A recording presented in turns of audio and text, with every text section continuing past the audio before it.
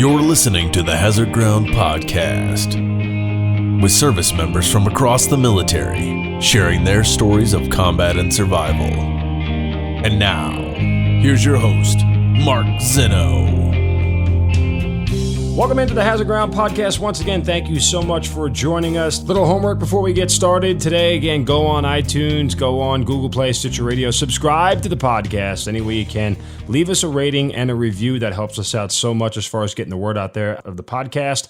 And make sure you follow us on all the social media sites, Facebook, Instagram, and Twitter. Just Google us at Hazard Ground and you'll find out all of our social media sites and the ways to keep up with what the podcast is doing. Today's guest is somebody who is probably one of the more decorated and interesting guests that we've ever had.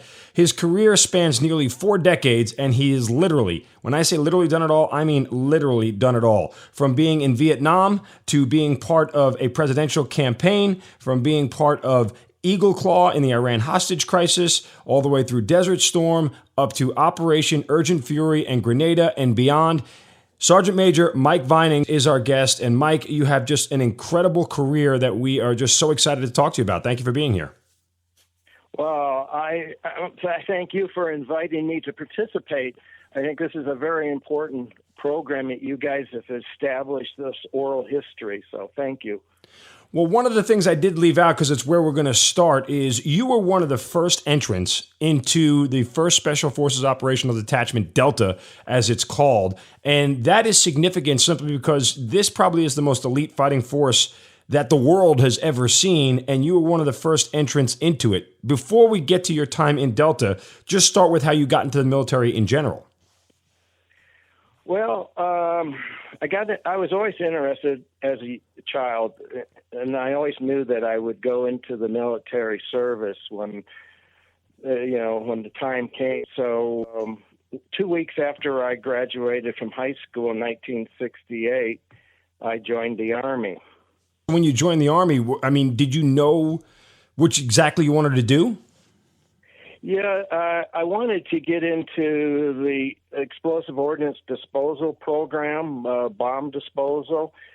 But at that time, you could not enlist for EOD. You had to go and have another AIT and then volunteer for EOD. So that's what I did. I went to an ammunition AIT, and then once I was there, I volunteered for EOD. What about EOD interested you? Because we've had several other EOD techs, and usually that's one of those areas of concern. And EOD, for those who are civilians listening, explosive ordnance disposal, basically it's diffusing bombs. That's the kind of civilian equivalent to it. But what interested you about it? Because that is a field that people usually have a predetermined thought, hey, this is what I want to do. Yeah, I remember one time seeing an old TV program.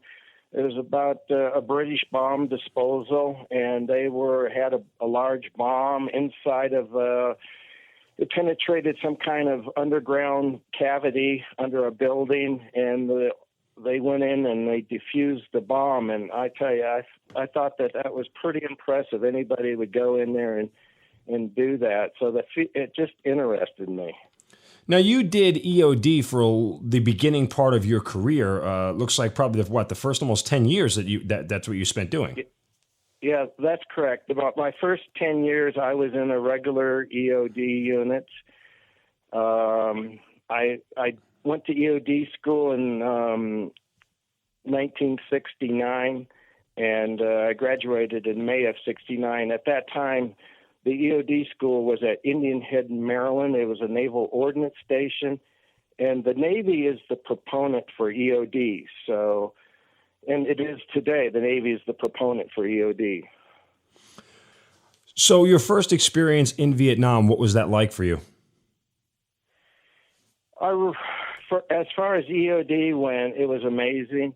And with my 1-year tour, I just learned so much about the explosive ordnance and doing the EOD work, and I'm glad that when I was in Vietnam that I was in an EOD unit.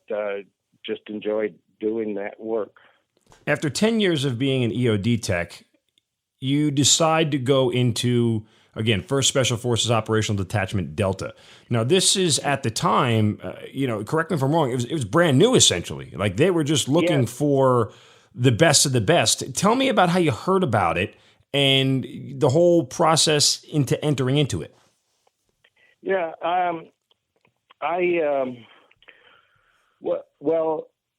was going to leave the EOD program. I had put into for a I went to an emergency medical technician course, and I was registered as emergency medical technician. So I wanted to go into special forces as a special forces medic. So I had put in my paperwork to go to the school, and I had a school date. But then I got a call from a sergeant major of mine, and he told me that they were looking for EOD folks in this new organization that was forming up at Fort Bragg, and he thought that it's right up what I'd be interested in. So he gave me the telephone number, and I called up the unit, and they said, "Can you come for an interview?" I came for the interview, and in 2 weeks after I went for the interview, I was assigned to the unit. Now, today, people who enter into special forces have to go through a very rigorous entrance process, physical tests and things of that nature. And it's a 3-week, assessment and selection that they go through. Did you have to go through that back then? Yeah, I did.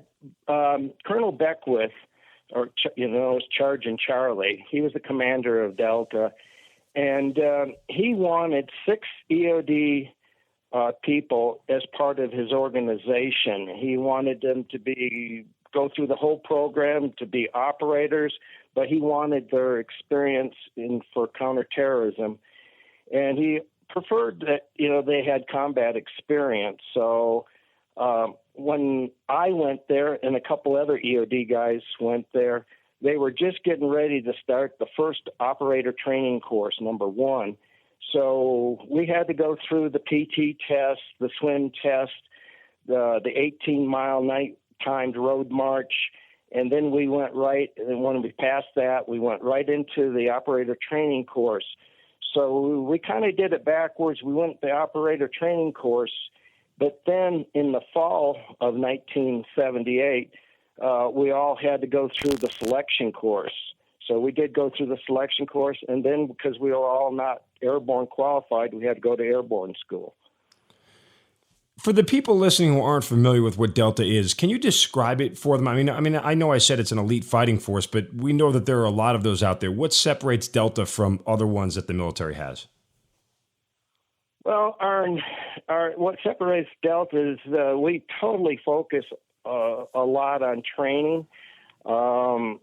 We would go to the range and spend the morning just shooting all morning, doing different scenarios. We just trained constantly for doing our counterterrorist mission. Our unclassified mission at the time was POW rescue. It was kind of based on the Sante raid in Vietnam, where they had to train up a force and go in there and try to rescue our American prisoners. But they had train up time. We were going to be a stand-up force that was already trained to do hostage rescue. So when you enter into Delta in 1978, it's basically a year plus later that the Iran hostage crisis starts. And Operation Eagle Claw, we actually interviewed Colonel Roland Guidry, who was an Air Force colonel who was part of Operation Eagle Claw, at least the planning part of it, and the establishment of JSOC, Joint Special Operations Command, which unifies both the Army, the Navy, the Air Force, all the special operators within each individual branch of the military. And so we have a background of that mission. And of course, everybody, the civilians, people out there know it from the movie Argo and the Canadian caper and getting the 6, American diplomats out from the Canadian embassy and all that. But your role in Operation Eagle Claw, for those who don't know, that there were 2 other prior rescue attempts prior to Argo happening, and Eagle Claw was one of them, correct? Yeah. Operation Eagle Claw. When we knew it first as Operation Rice Bowl, and then later on, it was changed to Eagle Claw because Rice Bowl didn't sound like a good hoo-ah name. So we changed it. It was later changed to Eagle Claw, but we knew it as Rice Bowl. And we had just been validated in the fall of 1979 as a stand-up counter-terrorist organization. We replaced an interim organization called Blue Light. And so we were just standing up about the same time on November 4th when, for the second time, the American embassy in Tehran was taken over. And so we have been really kind of training almost 2 years now for this kind of mission. So we were ready to take it on. Going into it, what was your mission? What were you told? And, what were your expectations about what needed to happen? Well, we were going to be the ground force rescue, and the biggest problem was getting there to the embassy. That was not, that was somebody else's job to get us to the embassy, and ours was only at the actions at the objective to rescue the hostages and get them out there. So we just concentrated on that part of and let everybody figure out how we were going to get there and how we were going to get out. And my team in particular, I was in the white element, and there were two other elements, a red and blue element, the ground force rescue. And our mission was the ambassador's residence. We would go over the wall and go in through the kitchen, go up the stairs. We had the second floor, the ambassador residence, and then we would go ahead and take a overwatch position on the rooftop to watch the main gate. And we had, at that time, some law rockets that in case there was a reaction force, we would take out the reaction force at the main gate. All right, so that's the concept of the operation. What was the train up like, and how confident did you feel prior to it going? I really felt confident on the mission. If we would have gotten to the embassy wall, I know that we would have done the mission. We would have rescued the hostages. I thought the weakest part of the plan was the exfil out there, whether all the helicopters would show up at the soccer stadium across the way to pick us up. But I was confident of the mission. We trained all the time for the mission. We were out skiing, actually, in Colorado when we were called back to Fort Bragg, and we heard about the embassy being taken over. So we went from skiing in Colorado to Fort Bragg, and then we went into isolation at Camp Perry, Virginia, and that's where we did our initial train up, is at Camp Perry, Virginia, in isolation. As far as our families knew, we were out in Colorado still skiing. Wow. The key part of what you just said is if we got to the embassy, you felt like the mission would go. The if was the key word because you never actually got to the embassy as history has told us. So what actually happened? Well, when we launched, we flew into Wadakinya, Egypt, and that was our intermediate staging base at Wadakinya. It was where the Russians had some MiG hangars, and we took it over, and we did our final prep there in Egypt. Then we flew to Oman, an island out offshore of Oman, Marsara, and then we launched from there to the Desert One site in the Dashkafir Desert. And we flew out we had 3 MC-130s, and we had 3 EC-130 Bladderbirds that had the fuel to fill up the helicopters. So we flew out to the Desert One site. Meanwhile, we had 8 helicopters on the USS Nimitz, the aircraft carrier, and they were the RH-53D model helicopters, and they were to fly out and meet us at Desert One. We refilled the helicopters up at Desert One, and then we would take off in the helicopters to Desert Two, just outside of Tehran. And there was a wadi out there, and it had already been picked for us to go there. And then we would hold up for the whole next day, during the daylight hours. Then that evening, trucks would come in. There was a ground team that had already was in Tehran. They had arranged a warehouse for us to hide in. They had arranged for trucks where we could be concealed in the back of the truck with fake cargo. And we would drive in through checkpoints and go into Tehran. Once we got there, we would get out of the trucks, go over the wall, and go into the embassy. Okay, that was kind of the plan. That was the plan. When execution time comes, how does it not go well? Well, what didn't go well was there was a desert storm there, and it was called a habu.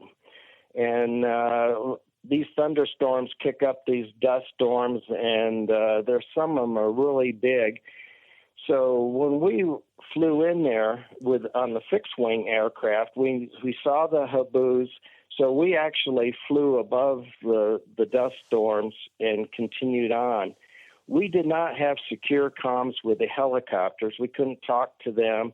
And the helicopters, when they were flying, they were never briefed, I guess, on the possibility of what to do if you encountered a dust storm. So they, instead of flying on top of the dust storm, they were flying in the dust storm. And the reason their thinking was we were flying really low below radar. We were trying to keep low. But the dust storms also obscure radar. So you can fly on top of them, and you're still not going to be seen by radar. But they were flying through those dust storms. They actually flew through 2 dust storms. They had problems, mechanical problems, of the 8 helicopters. One of them developed engine problems, and it was a blade indicator switch came on, and they sat down, and it meant that there might be a crack in the blade. So they sat down, another helicopter sat down, and so they transloaded into the second helicopter, and they abandoned that one helicopter there. So they continued. Now they had 7 helicopters. Then they had another helicopter that developed mechanical problems, and then it turned back and it headed back to the aircraft carrier. So when they were arrived at Desert One, there was only 6 helicopters there, and then, of course, one of the 6 helicopters then developed a hydraulic pump problem, and so we were down to 5 aircraft. But we had our own problems, too, at Desert One, because when I was on the first MC-130 to land, and where we were going to land, there was a road, and there was traffic on the road. We were told that this is an isolated area, and it's been watched, and so we had to circle around 3 times, and then we landed. And then when we landed, here comes a pair of headlights coming down the road, and it was a bus carrying 44 Iranians, men, women, children. So the first thing we did, they said, stop the bus. So somebody fired a 40-millimeter round in front of the bus. It didn't hit the bus, but in front of the bus. The bus stopped, and we took 44 Iranian hostages right off the beginning. Wow. That wasn't part of the plan. That wasn't, no. We had 44 of our own hostages, so we did not plan what are we going to do with hostages. So we had a Ranger roadblock team. They went out, and here comes another couple vehicles down the road. They were running with no lights on. We think that they must have been gas smugglers or something. So the Rangers fire a law at the gas truck, and it detonated down below the gas truck and caused it to be on fire. The driver of the gas truck jumps out into the vehicle behind, and then they take off. So we have a fuel truck sitting there burning. And then we're waiting on the helicopters to come in. Time and time is going by. They're very late. And meanwhile, the tanker truck explodes, and it looks like, the big, huge, in the night sky, here's this big, huge fireball going out into the sky. Well, that actually helped the helicopters.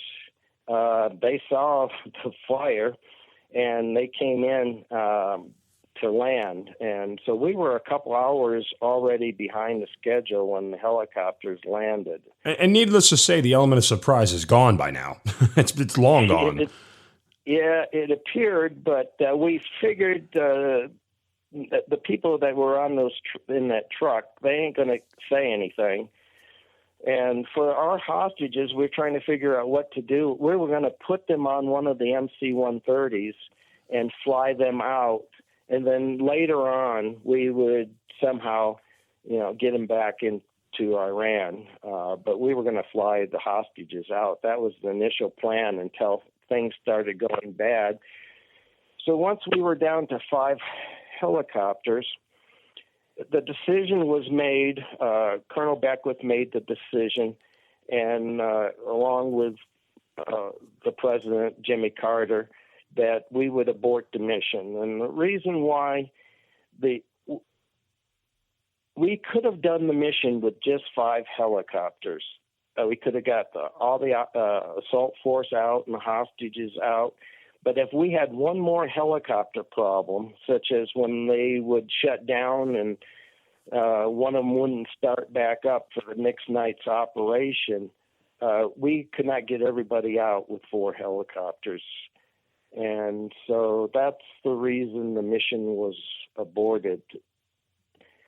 And there was always the hope that we could have not been compromised, cleaned up the airfield and take the hostages back with us and attempt to restart the whole rescue operation. That was kind of the hope until things started getting worse at the Desert One site. So when you look back on this, I mean, how do you characterize it? I mean, is it a failure? Is it fair to call it a failure? I've heard several different terms. The debacle at the desert. It's like what Colonel Kyle said, the Air Force colonel who was actually the ground force commander at Desert One. In his book, the guts to try. This was a hard mission. Some people try to compare it to the Israeli Entebbe operation. This was much more complicated than that.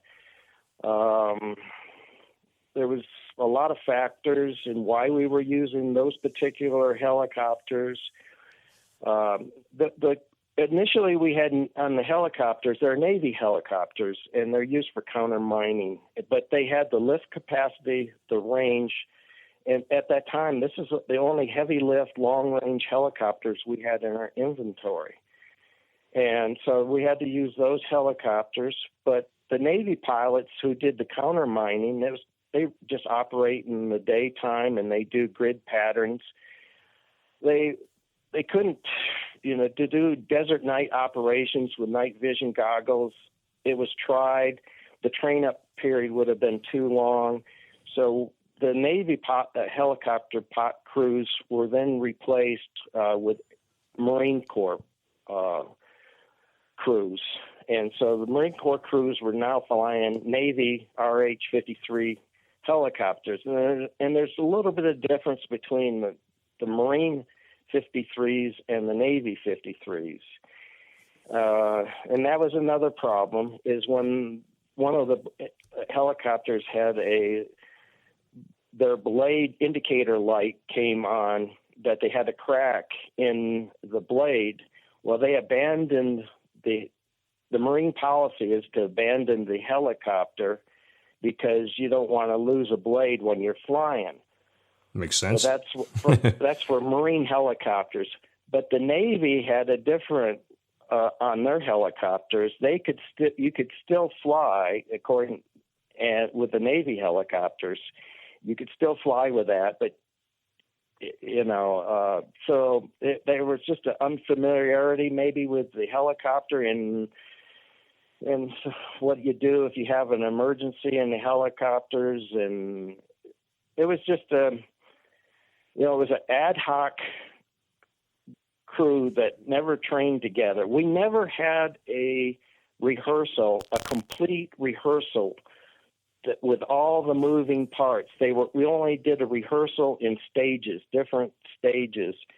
And so we never have a full rehearsal.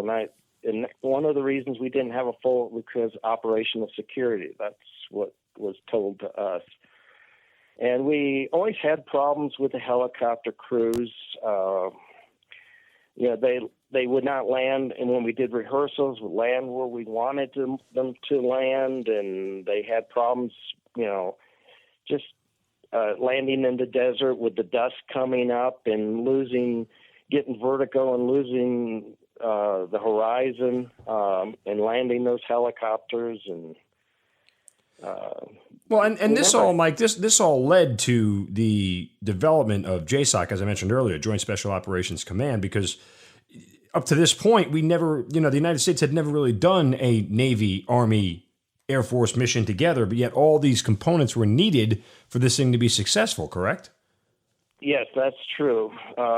After we had the investigation, formed a committee, the Holloway Commission, investigated what went wrong and what went right with the mission. And based on their report, the Holloway Commission, that's the basis for the forming of the Joint Special Operations Command, to get all these different components, the air components, the ground components, and so that we would have interoperability. We'd be able to communicate with each other. We'd be able to train with each other. And so that JSOC came out of this mission. Now, let me ask you, when you were on the ground there and, the bus happens and then the fuel tank happens and it explodes, when you look back on it, what were you feeling at the time? Were you ever think like, oh, damn, this is effed and we're screwed? And I mean, how do you put yourself through that scenario? Because again, it's supposed to be covert. You're supposed to be doing this under the cloak of darkness and secrecy, and no one knows you're there. And all of a sudden you're compromised. And I just can't imagine, how my mind would be racing. Yeah. Well, it's, there's always when you do a mission, there's always the unexpected, and you try to train for different scenarios, what ifs, but never did we think that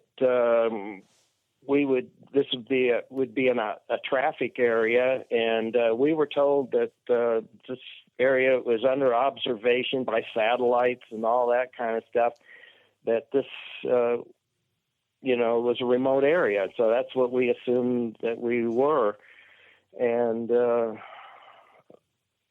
it's just like, well, things happen, so you have to deal with the issues. And of course, then the big thing in Desert One was, when we finally aborted the mission, then that things really started to go wrong. So we got into one of the B Squadron, the group that I was with, the White Element. We got into one of the aircraft, the EC-130s, the Bladderbirds that still had fuel in it, and we were going to fly back on that bird. Also, we had some of the helicopters right near where we were, and the helicopter, it was trying to think, I think it was helicopter number 4. It was Major Schaefer's helicopter. When he landed really hard, and he blew the tires out of his helicopter. So he could not reposition his helicopter unless he took off. So there was an Air Force combat controller out there was telling him to repositioning him to get away from our aircraft, because we were kicking up dust and stuff, and to reposition him. When he went to reposition, he kicked up a lot of dust. He got vertigo, and his helicopter came in and crashed into the aircraft that we were on. And next thing I know, we were sitting the aircraft was all buttoned up, and we were expecting any moment the release of the brakes, and then we would taxi and we would leave. And next thing you know, here's these helicopter blades cutting into the top of the fuselage. We had no idea what that was. It was all dark inside the aircraft. And then we felt this rocking motion as the helicopter crashed in near where the left side of the front cockpit was. And the next thing we knew, there was this kind of an explosion, and the left front door of the aircraft blew in, and there was nothing but flames just coming in. We had no idea what was occurring, whether were being attacked, or we did not know that the helicopter had just crashed into us. And so the next thing we tried to do was to get out because the flames were coming in, and we're sitting on these two bladders. Each bladder holds 3,000 gallons of aviation fuel, and it's like a giant water bed. But of course, it's not totally filled because we had already filled up the helicopters. And they opened up the left rear paratrooper door. That's the side the helicopter crashed into. But once they cracked that left rear paratrooper door, there was nothing but flames, so they dropped that down. And then they opened up the right rear paratrooper door, and there were still flames. Sometimes flames would come by, and then we just started to evacuate the aircraft. We had, of the assault force, we had 33 of us on board that aircraft, and of course we all escaped. I was up in the center near the front, and by this time there was a lot of flames in the aircraft, and I did not think that it was possible to make that door. I thought that this was the end of, I said,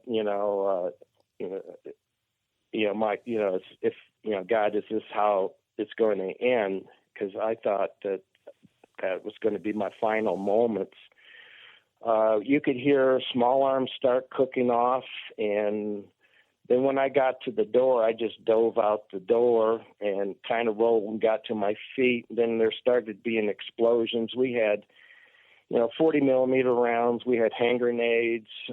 They started cooking off, and then the next thing, we had 6 red-eye missiles on board that aircraft for air defense.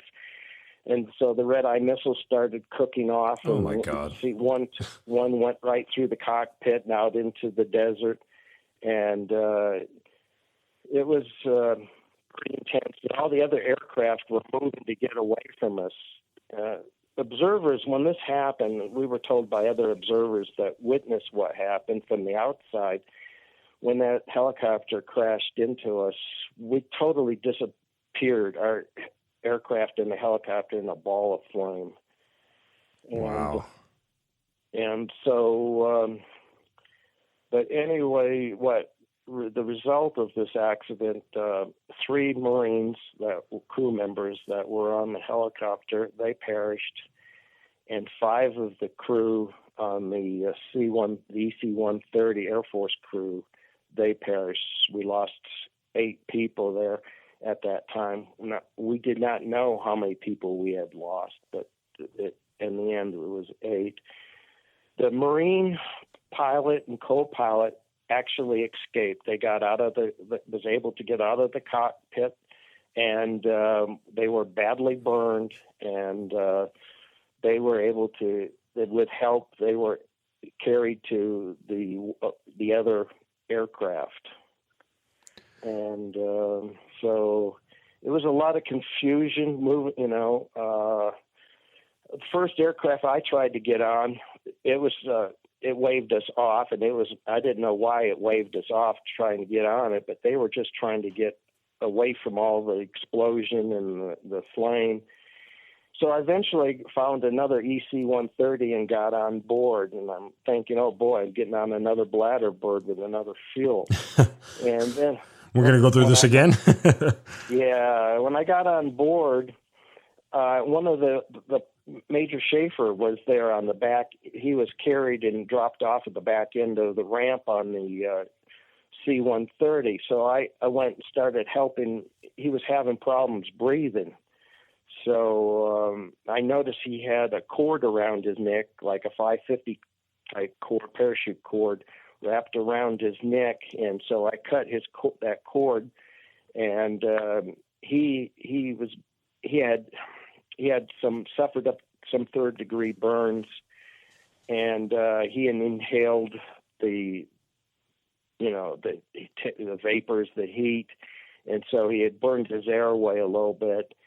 So I started attending to him, and so I would take some canteens, ask for some canteens of water, and try to cool him off. His hands were burned, and he had Nomex gloves on. One of the Air Force guys wanted to remove his gloves, and I said, no, we're leaving his gloves on, because I figured if we tried to remove his gloves, skin would probably would come off too. So anyway, we finally we took off, and when we left, our aircraft hit one of the berms. On the side of the road, there was these dirt berms. And so when we took off, we actually ran into one of those berms, and so we just hit it hard, and then finally we got airborne. But then we were told that our landing gear may be damaged, and when we would land, we might not have any landing gear. That's a nice feeling. Yeah. Then later on, they told us that we may not have enough fuel to make it back. We may have to ditch at sea. And so that night was just getting from bad to worse. Luckily, we had enough fuel. We didn't have to ditch at sea. We made it back to Oman and got down. And it was only when we got to Oman did we take a head count and know who we had and who we did not have. And it was only at that time we realized that we lost 8 people. We never had a final head count at Desert One. When I got on my aircraft to depart Desert One, we were a 4-man team. I only saw one of my teammates. I did not know where my other 2 teammates were. It wasn't when we got to Oman that I saw my other 2 teammates. What was that feeling like? Yeah, it was just you just didn't know what happened and how many people did we lose. Luckily, we didn't leave anybody behind except for the 3 people in the helicopter and the 3 people in the EC-130. And there was no way you could recover. If you saw the pictures later on of the helicopter and the aircraft, the Iranians showed pictures of them. All you could see was the prop sticking up in the desert, and everything was probably only about 2 foot high because we had a lot of fuel, a lot of ammunition, and it just burned to the ground. Unreal. It's one of the more notable military events in history that doesn't really get a lot of attention just because, well, 1, it's a failure, and 2, in the end, the hostages were released and everything else. And so that part of it seems to kind of be glossed over because it's a bad part, and we tend to do that sometimes in history. But I want to fast forward 4 years later, and as of the recording of this podcast, October 25th, we are now on the 34-year anniversary of the invasion of Grenada. For those who are unfamiliar, Grenada is a small island off the coast of Venezuela, and it was a formerly democratic island that came under a coup, if you will, and the People's Revolutionary Government of Grenada took it over, and that was a communism thing at the time, and of course we're still in the middle of the Cold War in the early 80s, and the United States had to go and liberate the island of Grenada, and you were part of that. So after recovering from Eagle Claw, again, 4 years later, you start into this. What were you told, and what did you know of Grenada prior to going in? Well, I'm trying to think of what we were doing at the time prior to Grenada, launching Grenada. Grenada was not on our radar. We didn't know, we were aware of what was going on in Grenada. And then we were called back to the unit at Fort Bragg. And once we got there, they said that we were going to invade Grenada. And everybody was kind of surprised. And a lot of people didn't even know, never even heard of Grenada. And so we just started preparing for that mission. I was with B Squadron, and our mission was the Richmond Hill prison, where the political prisoners, the Grenada political prisoners were being held at that Richmond Hill prison. Our mission was to go in there and secure the prison and release the political prisoners. So, and when you say political prisoners, these were the people who worked in the government who were overthrown, correct? Yes. Okay. Yes, it was the people that were overthrown, and they were in this prison. And so that was our mission. Now, the SEALs had a mission. They had the Governor General's residence. He was held as a prisoner in his own residence, and he was the British Governor General. So the SEALs were given that mission, and there was the radio tower, communications radio. The SEALs were given that mission.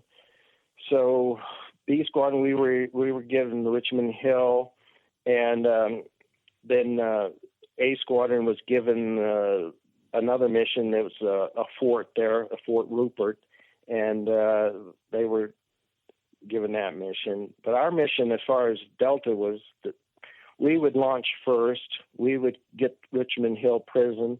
Then our helicopters would then be used for the follow-on mission with A Squadron.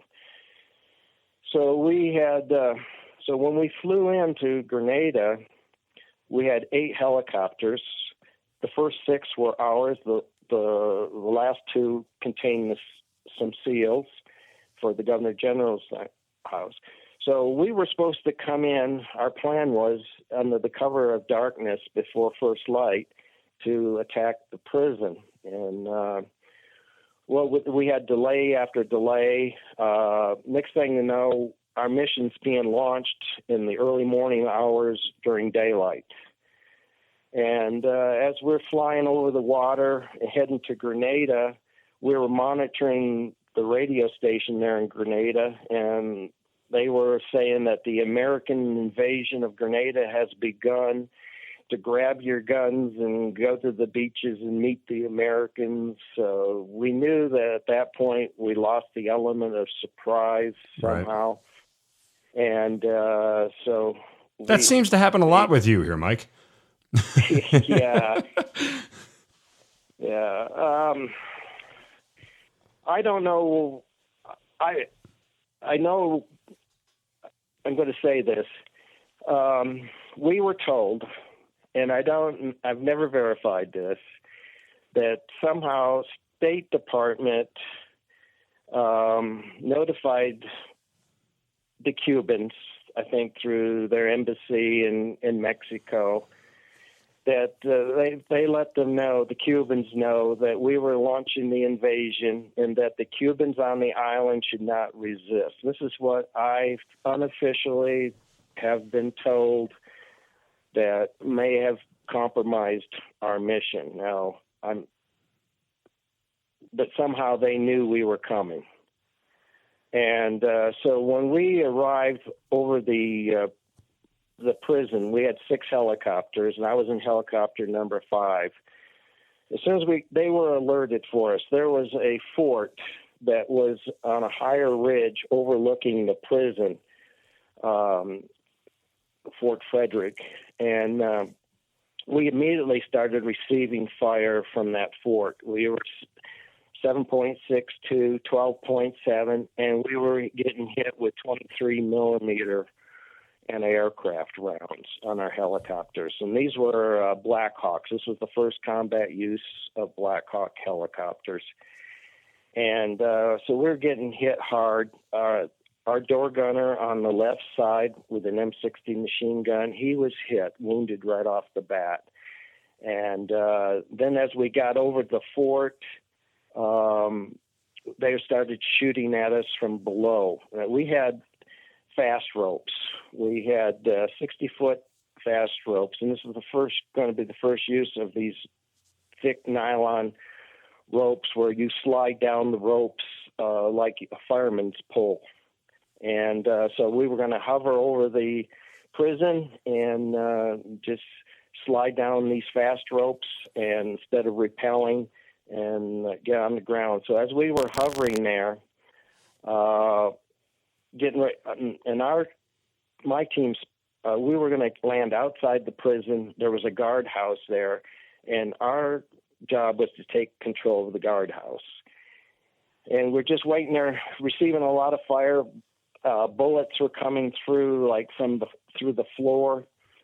And so there was a toolbox there, so I moved and sat on this toolbox because I didn't want to get shot through the floor.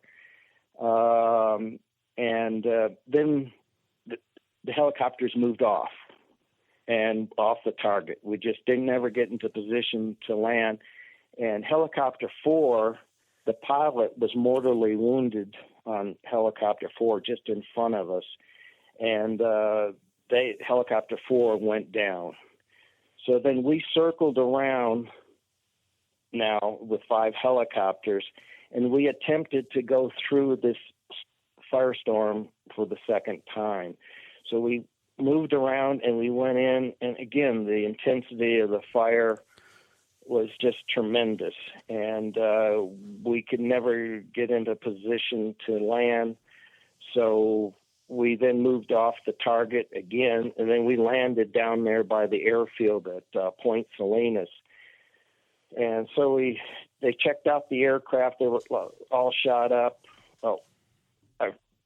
And we took some of the wounded. We flew some of the wounded out to a Navy ship offshore. And we had, I think, 19 of our guys were wounded. Some of them very serious. So we dropped them off out there at this Navy ship. And then we looked at the helicopters, and we had one helicopter that was flyable. So my team and another team, we got into that helicopter, and we flew out to the crash site where the helicopter had gone down, helicopter number 4. And we secured the crash site and helped the guys that were injured until we could get a medevac helicopter in and get those guys When out. you say secured, was that from the air or from the ground? From the ground. We dropped off into the ground, and we went out to form a perimeter around the helicopter, and so that... How were you able to get in? Did the fire for some reason stop? Was it concentrated somewhere else, or you just landed away and then moved on foot? We flew in on the helicopter, and we were able to land at the crash site and secure it. And in case any of the enemy, the Cubans, the Grenadians, would come into the crash site, but then we got the guys out there, and then we came out, pulled us out. And then our mission was over. We never set foot on, we talked about maybe doing a possible ground assault on Richmond Hill Prison, but that didn't happen. After we had did all this, they opened up the prison and let the prisoners out.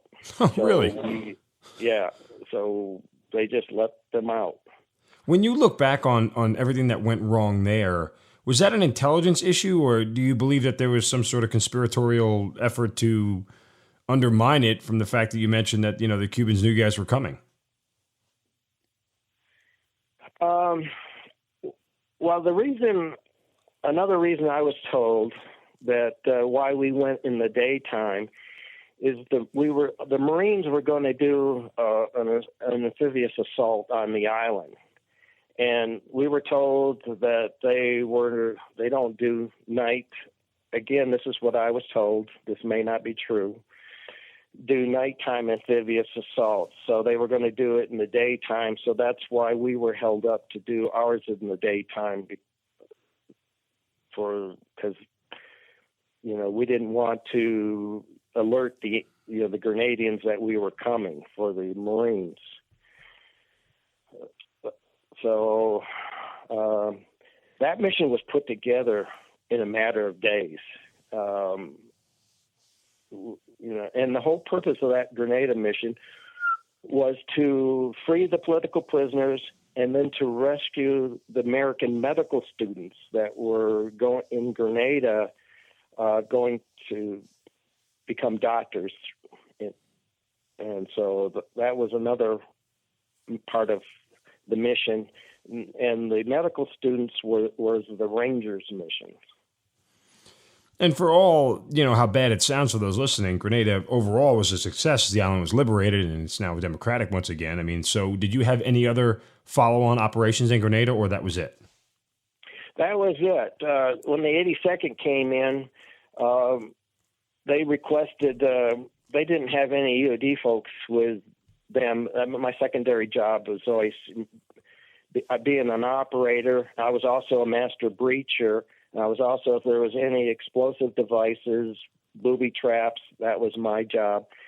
The 82nd requested our support, and that was denied. So once we were done and the airfield was secure, we flew out and left Grenada. And again, this was the Grenadian operation was looked into what went wrong. Again, we had some of the same failures being able to communicate with the different groups that were there, the Marines.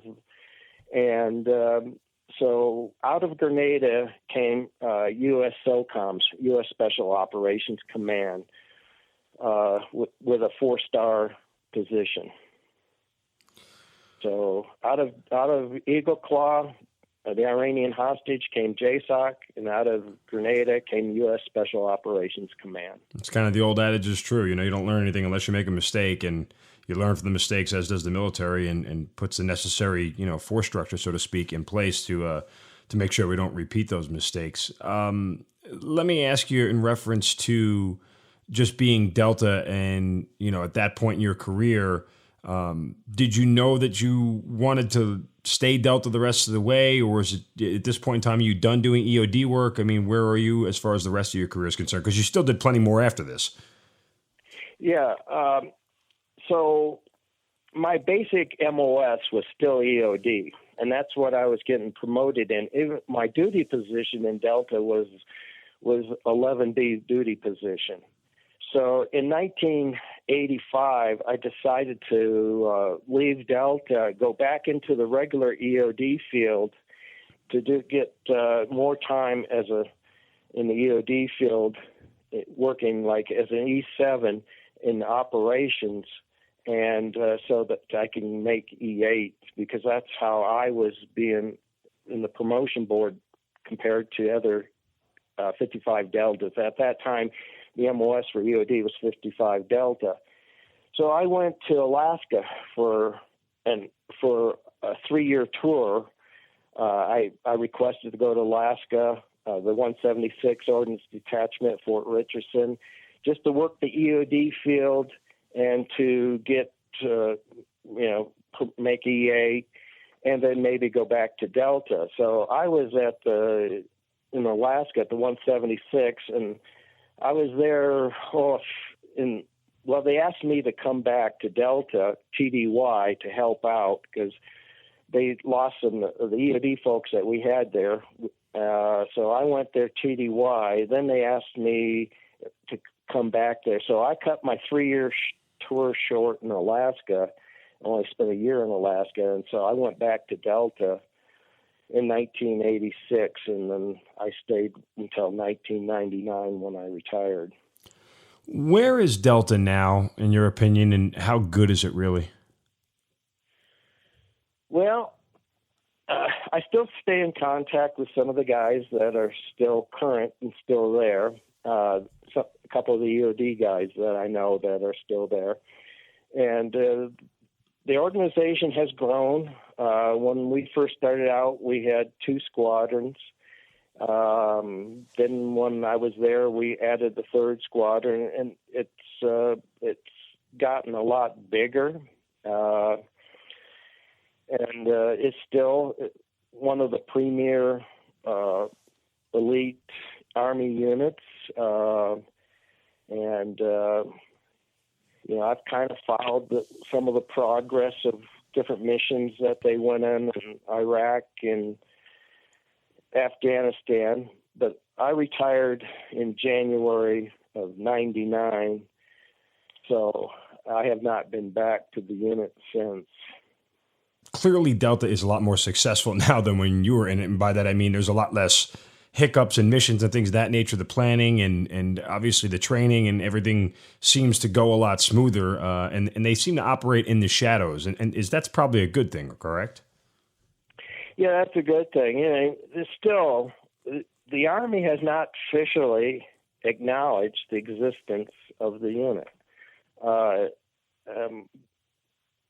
and so they do operate in the shadows, and probably, a lot of stuff you will not hear about, except for if you get a major kill or a major capture, about what's some of the stuff that they have been doing, along with its Navy counterpart, the SEAL Team 6 guys. It's just unreal, Mike. I mean, it's such a progression of how we got to where we are with Delta and special operations. And, really in reality, all of special ops, I would say prior to 9/11 was relatively quiet. I mean, you had what went on in Somalia, and we all learned about that in a very unfortunate manner. But other than that, prior to 9/11, special operations wasn't really anything anybody ever thought about. We knew we had the Army, but we didn't know that there was this whole other faction within the Army, or in the military rather, that just did this high level, high value target, very dangerous, remote places type missions. Mm-hmm.